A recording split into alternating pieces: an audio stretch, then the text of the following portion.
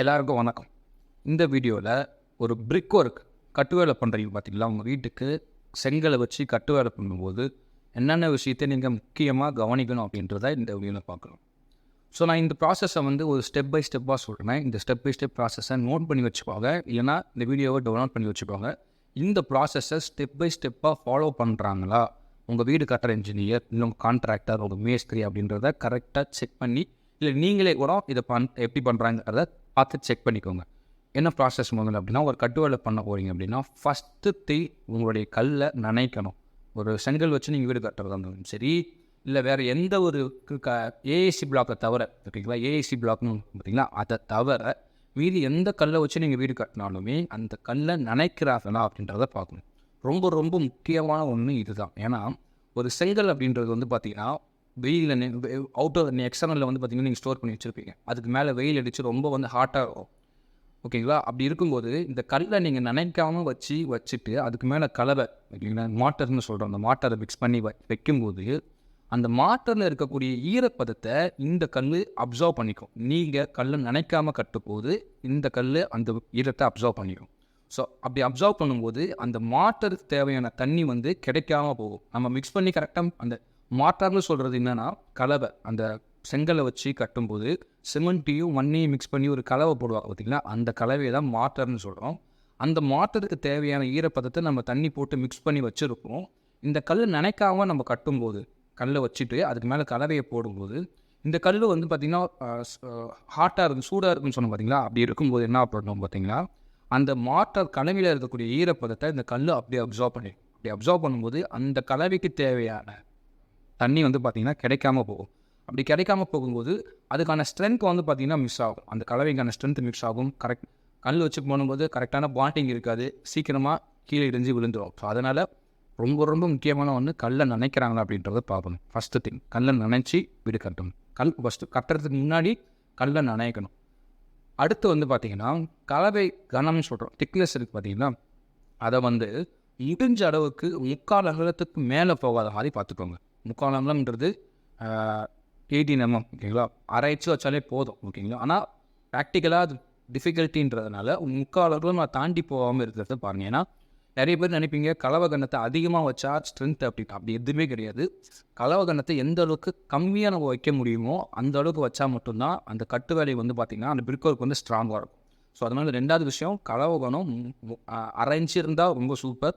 ப்ராக்டிக்கலாக டிஃபிகல்ட்டி பண்ண முடியாதுன்ற காரணத்தினால கொஞ்சம் மேபி அனுலன்ஸ் இந்த மாதிரிலாம் இருக்கும். ஏன்னா வேலையை சீக்கிரமாக முடிக்கணும்னு சொல்லிட்டு அந்த மாதிரி நுணுக்கமாக பண்ணோம் அப்படின்னா சில பேர் அதை பார்க்க மாட்டாங்க, சீக்கிரம் முடிச்சுட்டு போகணும் அப்படின்னு.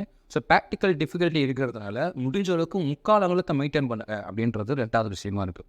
ஸோ 3வது விஷயம் என்ன அப்படின்னு பார்த்தீங்கன்னா, கட்டுவேலை போட்டுட்ட பிறகு அந்த சின்ன சின்ன கேப்லலாம் பார்த்திங்கன்னா கலவை எடுத்து சந்தை அடைக்கிறதுன்னு சொல்லுவாங்க. சந்தை அடைக்கிறதுனா நீங்கள் கட்டுவேலை கட்டிட்ட பிறகு பார்க்கும்போது அங்கங்கே அந்த கலவை மாட்டர் பார்த்திங்கன்னா சின்ன சின்ன இடத்துல இல்லாமல் இருக்கும். ஸோ அதை கையில் எடுத்து அங்கங்கே தேய்ச்சி முழுசாக பேக் பண்ணிக்கிறோம். இது 3வது விஷயம். 4வது விஷயம் என்னன்னு பார்த்தீங்கன்னா, கம்ப்ளீட்டாக கட்டு வேலை கட்டி முடிச்சு பிறகு பாயிண்டிங் அப்படின்றது ஒன்று பண்ணணும். இந்த பாயிண்டிங்னா என்ன அப்படின்னா, கட்டு வேலையில் அங்கங்கே கோடு இருக்கும் பார்த்தீங்களா. இப்போ ஒரு கல் அடங்கிட்டு போகும்போது நடுவில் ஜாயிண்ட்லாம் இருக்கும் பார்த்தீங்களா.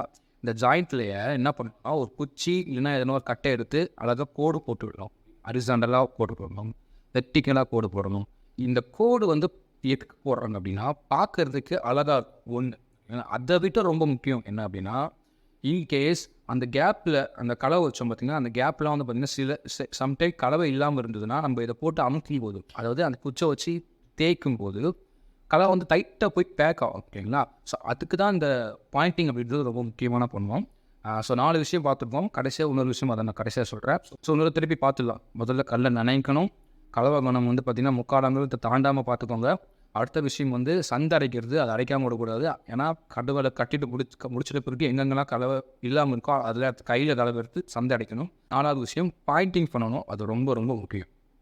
5வது விஷயம், கட்டு வேலை எல்லாமே கட்டிட்டு கடைசியில் க்யூரிங் அப்படின்றது பண்ணணும். உடனே பண்ணணுமான்னு கேட்டால் கிடையாது. கட்டு வேலை இன்றைக்கி நீங்கள் கட்டுறீங்க, இன்றைக்கி கட்டி முடிச்சிட்டா அப்படின்னா அடுத்த நாள் ஒரு அட்லீஸ்ட் ஒரு வாரத்துலேருந்து 10 நாள் வரைக்கும் ப்ராப்பராக அந்த செங்கலை க்யூரிங் பண்ணணும். க்யூரிங்னா தண்ணி விட்டு அந்த செங்கலை பார்த்திங்கன்னா நனைக்கிறோம்.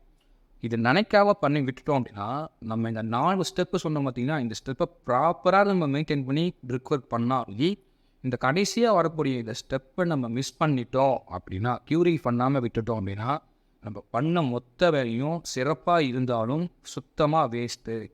கூடிய சீக்கிரத்தில் உங்களுடைய செங்கலுக்கு மேபி கிராக் வரலாம், இல்லை அந்த செங்கலே இடிஞ்சு செவரே இடிஞ்சு கீழே வரலாம். அதனால் ஏன் நான் பயமுறுத்துறதுக்கு சொல்லலை, 5வது ஸ்டெப்பு ரொம்ப ரொம்ப முக்கியம். இதை பிரிக் ஒர்க்கு மட்டும் இல்லை, கன்ஸ்ட்ரக்ஷனில் சிமெண்ட்டை வச்சு எந்த ஒர்க்கு எந்த இடத்துல பண்ணாலும், பிரிக் ஒர்க்காக இருக்கட்டும், பிளாஸ்டிங் ஒர்க்காக இருக்கட்டும், கான்க்ரீட் ஒர்க்காக இருக்கட்டும், இல்லை எந்த ஒர்க் பண்ணாலும் அதுக்கு க்யூரிங் பண்ணுறது ரொம்ப ரொம்ப முக்கியம். க்யூரிங் பண்ணாதான் நம்ம பண்ண வேலையோட சிறப்பு வந்து அதோடைய முழு தன்மை வந்து பார்த்திங்கன்னா நம்மளுக்கு கிடைக்கும். ஸோ க்யூரிங் பண்ண மறக்காதீங்க. 5வது ஸ்டெப் ப்ராப்பராக க்யூரிங் பண்ணணும். சரிங்களா? ஸோ இந்த 5 ஸ்டெப்பையும் பிரிக் ஒர்க் பண்ணும்போது ஃபாலோ பண்ணுங்கள். இதை தாண்டி வந்து பார்த்திங்கன்னா ஸ்ட்ரென்த் வைஸ் நம்ம பிரிக் எப்படி டெஸ்ட் பண்ணோம் அப்படின்றத நம்ம அடுத்த வீடியோ நம்ம பார்க்கலாம். ஸோ பிரிக் ஒர்க் பண்ணும்போது இந்த விஷயத்தில் 5 விஷயத்தில் ஞாபகத்தை வச்சுக்கிட்டு பண்ணும்போது நம்மளுக்கு வந்து பார்த்திங்கன்னா அந்த பிரிக் ஒர்க் அந்த செவர் வந்து அழகாக நம்மளுக்கு வந்து முடியும் போது ஸ்ட்ரென்த்தாகவும் இருக்கும், பார்க்குறதுக்கும் அழகாக இருக்கும். ஸோ இந்த வீடியோ பிடிச்சிருந்ததுன்னா மறக்காமல் சேனலை சப்ஸ்கிரைப் பண்ணுங்கள்.